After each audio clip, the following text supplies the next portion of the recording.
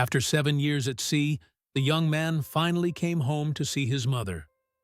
But the sight that awaited him broke his heart, because she was gone. After years of service at sea, Adrian was filled with anticipation and longing as he made his way back to his old village.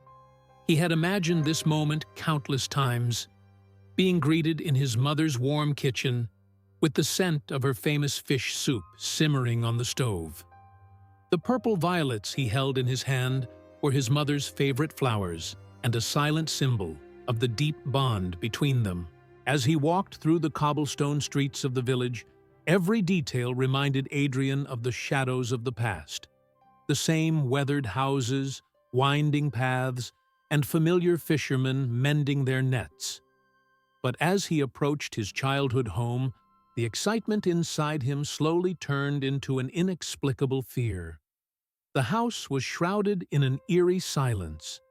The herb garden his mother had tended with love had withered, and the paint on the shutters had long since peeled off. When he pushed open the familiar blue door, the scene that greeted him was devastating. The house was empty, abandoned. His mother's lavender scent, the faint humming from the kitchen, the warm presence that filled the rooms, all had vanished. Only shadows and a heavy silence remained.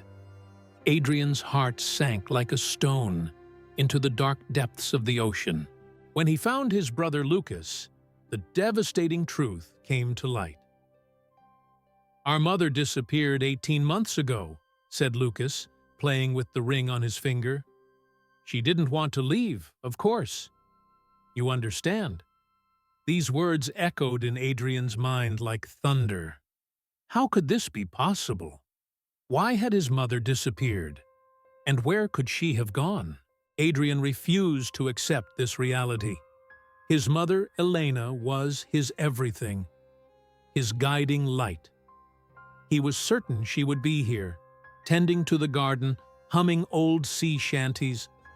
Lucas's explanation, however, was cold, incomplete, and lacking in credibility. So he embarked on a desperate search throughout the village. He questioned every fisherman, every shopkeeper, every child playing in the square.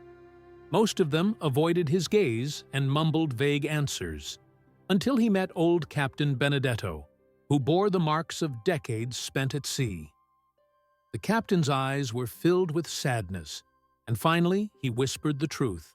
"My son, Adrian, your mother faced cruelty while you were away," said Captain Benedetto, his voice trembling. "Lucas and his wife, Sophia. His words caught in his throat. They made her feel like an unwanted guest in her own home. Slowly, systematically, they broke her spirit. In her old age, when she needed love and attention the most, they cast her out like a piece of driftwood in the sea."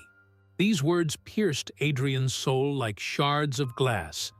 How could his own brother do such a cruel thing to their mother? With growing anger and helplessness, he searched every corner of the village. After days of relentless searching, he found her under the old stone bridge by the harbor. His mother, Elena, was huddled against the cold stones, a pale shadow of her once strong and vibrant self. The woman who had once stood tall and steady, guiding ships safely to shore, now looked fragile and broken. Her silver hair was unkempt, her dress torn and stained. Adrian rushed to her side and knelt down. "Mother, dear mother, I'm back." Elena struggled to focus her weary eyes on her son. The expression of recognition on her face slowly emerged like the first light of dawn, and tears began to flow. "Adrian, my precious son, have I lost my mind? Or are you really here?" Adrian took his mother to an abandoned fisherman's hut, finding her a safe place to shelter. Elena began to speak, her voice trembling almost like a whisper. She described how Lucas and Sophia made her feel like a burden, how they criticized every word she spoke, every step she took, how they slowly, insidiously poisoned her soul until she could no longer breathe in her own home. "But my dear son," Elena said, touching Adrian's face with her worn hand, "I harbor no hatred in my heart, neither towards you nor towards them. Hatred is like seawater. It may quench thirst for a moment, but it slowly poisons the soul." His mother's words turned into a deep ache inside Adrian. She could forgive, but Adrian couldn't. He walked towards his childhood home to confront Lucas. When his brother saw him approaching, his face paled, his features crumpling like a child's. Adrian's voice trembled with barely suppressed anger. "Lucas, what you did to our mother, who gave us life. How could you be so heartless?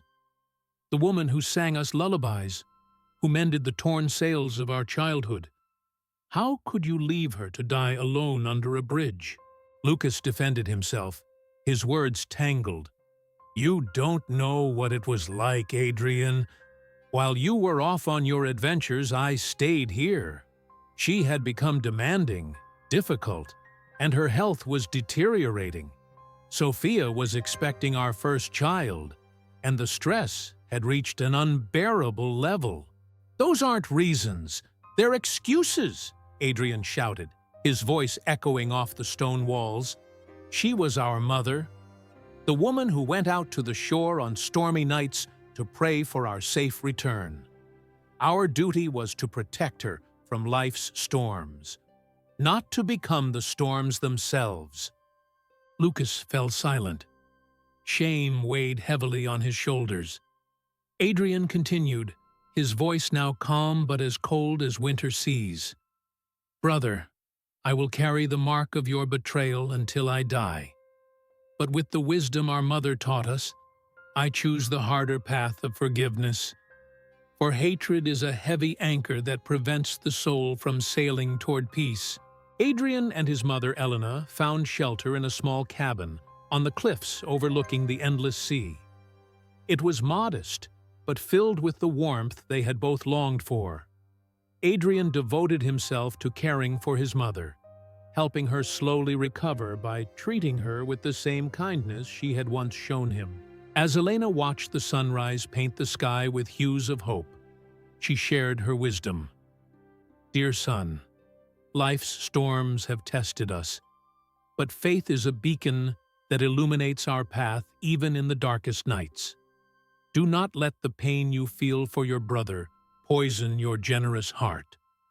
Time finds a way to teach even the most stubborn souls a lesson." "Mother, how can you still be so strong after all this pain?" Adrian asked. Elena smiled. "Because, my dear son, hatred is like a hole in a net, allowing everything good we have caught to escape, leaving only salt water and seaweed behind. Forgiveness, however, repairs the net and restores its purpose." Adrian was amazed by his mother's profound wisdom. Despite the betrayal and abandonment she had endured, Elena's spirit was as vast and forgiving as the ocean itself. Adrian admired his mother's profound wisdom. Despite the betrayal and abandonment she had endured, Elena's spirit was as vast and forgiving as the ocean itself. Yet Adrian's journey toward forgiveness had only just begun. The shadow of his brother's betrayal fell upon his heart, even in his happiest moments. At night, despite the rhythmic sound of the sea, Lucas's remorseful face would come to mind. He could feel his mother's pain echoing within his own heart. The story of Adrian and his mother Elena reveals both the unbreakable strength and heartbreaking fragility of family ties. Love, betrayal, forgiveness, and redemption. The complex fabric of human relationships is slowly revealed in this narrative, like waves washing up on the shore. This story reminds us that family ties are sacred treasures that must be protected. The respect we have for our elders and our responsibility to protect them reflect the essence of our humanity. Above all, forgiveness has the power to heal even wounds that seem irreparable, just as the tides eventually smooth out the sharpest rocks on the shore. Adrian and Elena's new life is living proof that hope and love are infinite powers stronger than any storm. Because a true home is not built within stone walls.